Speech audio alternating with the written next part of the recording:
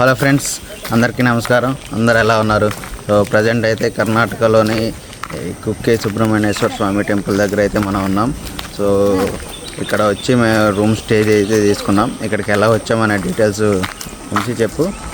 Hello friends, మేము ఇక్కడికి రావడానికి ఫస్ట్ మంగళూరు వచ్చాం అనమాట. మంగళూరు నుంచి కుక్కే సుబ్రహ్మణ్య రోడ్ అని చెప్పేసి మనకి జంక్షన్ ఉంటుంది. అక్కడికి 90 కిలోమీటర్స్. అక్కడికి వచ్చిన తర్వాత స్వామివారి టెంపుల్ ఒక 12 కిలోమీటర్స్ ఉంటుంది. అక్కడి నుంచి మేము 12 కిలోమీటర్స్ ఆటోలో వచ్చాము. మేము వచ్చేసరికి నైట్ 9 అయిపోయింది. ఆ టైంలో ఫుల్ వర్షము చాలా దారుణంగా ఉంది. ట్రాన్స్పోర్ట్ కూడా దొరికిద్దో లేదో అని చాలా టెన్షన్ పడ్డాం. అయితే ఇక ఆటో మాట్లాడుకొని ఒక 300 రూపీస్ ఇచ్చి 12 కిలోమీటర్స్కి ఇక్కడ ఒక లాడ్జ్ తీసుకున్నాం. లాడ్జ్ దగ్గర నుంచి ఇప్పుడు మనం స్వామివారి టెంపుల్కి వెళ్తున్నాం అనమాట. ఫ్రెష్ అయిన తర్వాత స్వామివారి టెంపుల్ ఒక 500 మీటర్స్ ఉంది. ఇంకా మనం ఆలయం దర్శించుకుందాం, ప్లస్ ఆలయం యొక్క విశిష్టతలు కూడా ఈ వీడియోలో మనం తెలుసుకుందాం. ఇటు సైడ్ నుండి మనం వచ్చాం. ఇప్పుడు సుబ్రహ్మణ్యేశ్వర స్వామి టెంపుల్ దర్శనం చేసుకోవాలంటే ఫస్ట్ ఆది సుబ్రహ్మణ్య టెంపుల్ అని ఉంది కదా, ఇది దర్శనం చేసుకున్న తర్వాత సుబ్రహ్మణ్యేశ్వర స్వామి టెంపుల్ దర్శనం చేసుకోవాలని అందరూ చెప్తుంటారు. సో ఇక్కడ షాప్స్ మధ్యలోంచి దారైతే ఉంది. సుబ్రహ్మణ్య స్వామి ఇక్కడ ఎలా వెలిశారంటే, గరుత్మంతుని వాళ్ళ అమ్మ ఒక పాము చేతిలో మోసగింపబడుతుంది. ఈ విషయం తెలుసుకున్న గరుత్మంతుడు పాములన్నిటినీ చంపేస్తుంటాడు.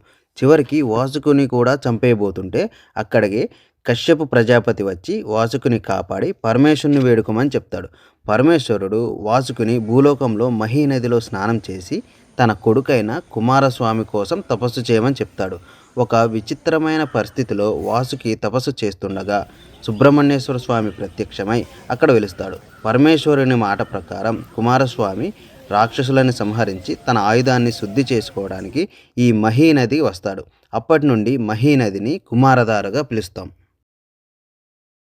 సుబ్రహ్మణ్యేశ్వర స్వామిని దర్శనం చేసుకునే భక్తులు మొట్టమొదటిగా కుమారధారలో స్నానం చేసిన తర్వాత అక్కడి నుంచి సుబ్రహ్మణ్యేశ్వర స్వామి దర్శనానికైతే వస్తారు. మేము రాత్రి ఇక్కడ స్నానం చేసి పొద్దున్నే లేచి దర్శనానికైతే బయలుదేరాము. కుమారధార దగ్గర ఇక్కడ చూస్తున్నారు కదా చేపలు ఎన్ని ఉన్నాయో. అసలు మేము చూసి షాక్ అయినా ఒక్కసారిగా. ఒక్కోటి 5 కేజీలు 4 కేజీలు ఉంటుంది ఈజీగా. చూడండి ఎన్నిగానో ఉన్నాయో. స్వేచ్ఛ తిరుగుతున్నాయి. డే టైం అయితే అందరూ ఇక్కడ స్నానాలు చేస్తూ ఉంటారు. నైట్ టైం కదా ఎవరు లేకపోయేసరికి, అంటే మేబీ డే టైం కూడా ఉండొచ్చేమో, మనకైతే తెలీదు. ఉన్నా కూడా తక్కువ ఉంటాయేమో. కానీ ఎంత ఫ్రీగా వచ్చి తిరుగుతున్నాయి ఇక్కడ. చూడండి పక్కన ఇవే స్టెప్స్.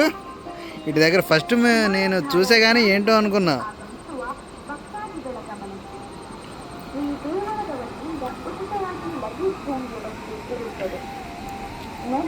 అది స్నానఘట్ట మెయిన్ రోడ్. అది ఇక్కడ నుంచి వాటర్ ఫ్లో.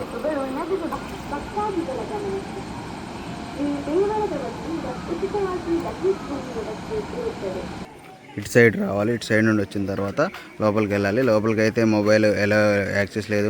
మొబైల్ మనం షూట్ చేయకూడదు, రిస్ట్రిక్ట్ ఏరియా మొత్తం.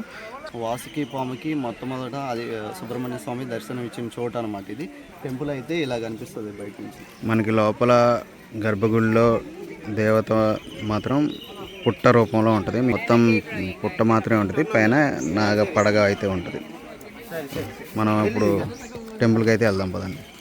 అటు నుండి వస్తాం మనం. అటు నుండి వచ్చిన తర్వాత మెయిన్ టెంపుల్కి ఇక్కడ బోర్డ్స్ ఉన్నాయి చూడండి. ఇంగ్లీష్లో ప్లస్ కన్నడలో కూడా రాసున్నాయి. కుక్కే సుబ్రహ్మణ్యేశ్వర స్వామి గర్భాలయంలోకి ఎవరిని అనుమతించరు. గర్భాలయం ఎదురుగా ఉన్న వెండితో చేసిన గరుడ స్తంభం ఉంటుంది. ఈ స్తంభం దగ్గర నుండి మాత్రమే మనం స్వామివారిని దర్శనం చేసుకోవాలి. గర్భాలయంలోకి కేవలం మంత్రోపాసన చేసేవారు మాత్రమే వెళ్తారు. దీనికి కారణం ఏంటంటే, ఈ ఆలయంలో ఉన్న మూల విరాట్ చాలా విచిత్రంగా ఉంటుంది. కింద పరమేశ్వర లింగం ఉంటుంది, పైన ఆదిశేషుడు ఉంటాడు, ఆ పైన వాసుకి, ఆ పైన సుబ్రహ్మణ్యేశ్వర స్వామి ఉంటారు. అలా వెలిసిన విగ్రహం ఇది. వాసుకి ఊపిరి నుండి ఇప్పటికీ విషజ్వాల వస్తుంటాయి. ఈ విగ్రహం ఒక గుహలో ఉన్నట్లు ఉంటుంది. గుహని సంస్కృతంలో కుక్షి అని పిలుస్తాం, కానీ వాడుకలో కుక్కే అయిపోయింది. వాసుకి నుండి వచ్చే విషజ్వాల కేవలం మంత్రోపాసన చేసేవారు తప్ప సామాన్యులు భరించలేరు. అందుకే ఆ శక్తిని న్యూట్రలైజ్ చేయడానికి గరుడ స్తంభాన్ని ప్రతిష్ఠించారు. ఆ గరుడ స్తంభం దగ్గర నుంచి మాత్రమే మనం స్వామివారిని దర్శనం చేసుకోవాలి.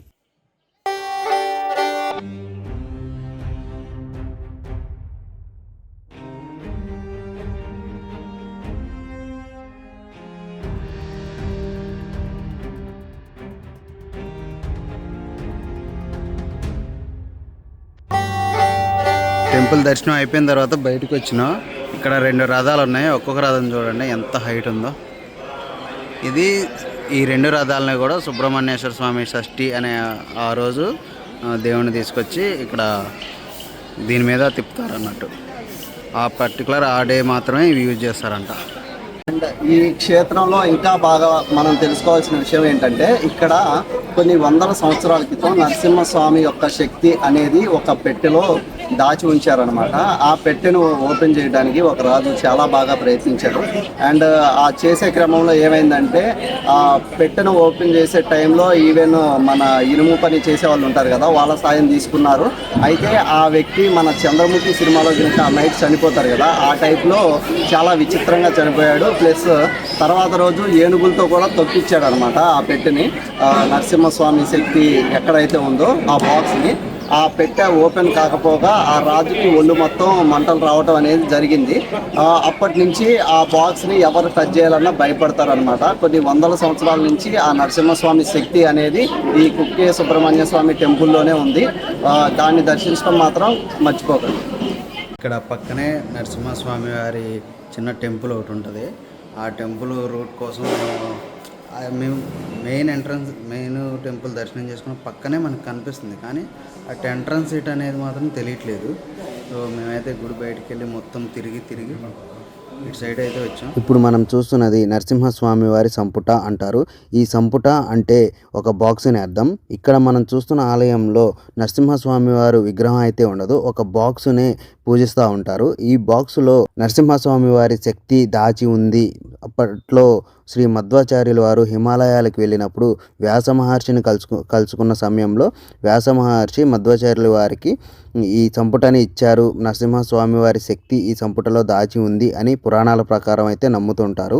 అసలు ఈ పెట్టికలో ఏముంది అని తెలుసుకోవడానికి పూర్వం బల్లాలరాయ అనే ఒక రాజు ఏనుగుల సహాయం ద్వారా కూడా పగలగొట్టడానికి ట్రై చేశాడు, కానీ ఎవరి వల్ల అవ్వలేదు.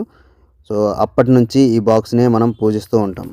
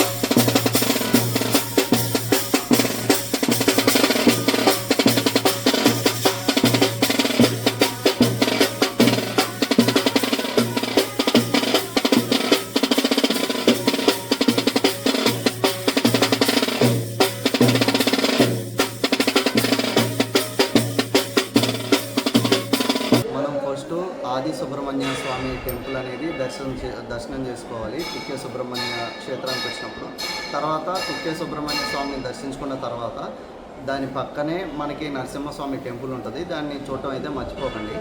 ఇంకా ఇంట్రెస్టింగ్ ఫ్యాక్ట్ ఏంటంటే ఇక్కడ కుక్కే సుబ్రహ్మణ్య స్వామి టెంపుల్కి దగ్గరలోనే మనకి కుమార పర్వత ట్రెక్కింగ్ అయితే ఉంటుంది. మేము ఆల్మోస్ట్ ఎక్కేద్దామని చాలా ట్రై చేసాము, ఆ వీడియో కూడా చూడండి మర్చిపోకండి. అండ్ అందరూ కుమార పర్వత టాప్ కదా, అది ఎక్కిన తర్వాత దాని తర్వాత ఆ టెంపుల్ సిద్ధపర్వత ఉంటుంది. సిద్ధపర్వతకి కూడా చాలా స్టోరీ ఉందన్నమాట బ్యాక్గ్రౌండ్లో. ఆ సిద్ధపర్వత ఎక్కడానికి ట్రై చేసిన వాళ్ళంతా ఎవరూ సక్సెస్ అవ్వలేదు, కొంతమంది చనిపోయటం కూడా జరిగింది, అలాంటి స్టోరీలు కూడా ఉన్నాయంట. సో ఇలాంటి మరెన్నో వీడియోస్ కోసం మా ఛానల్ని లైక్ చేయండి, షేర్ చేయండి అండ్ సబ్స్క్రైబ్ చేయటం మాత్రం మర్చిపోకండి.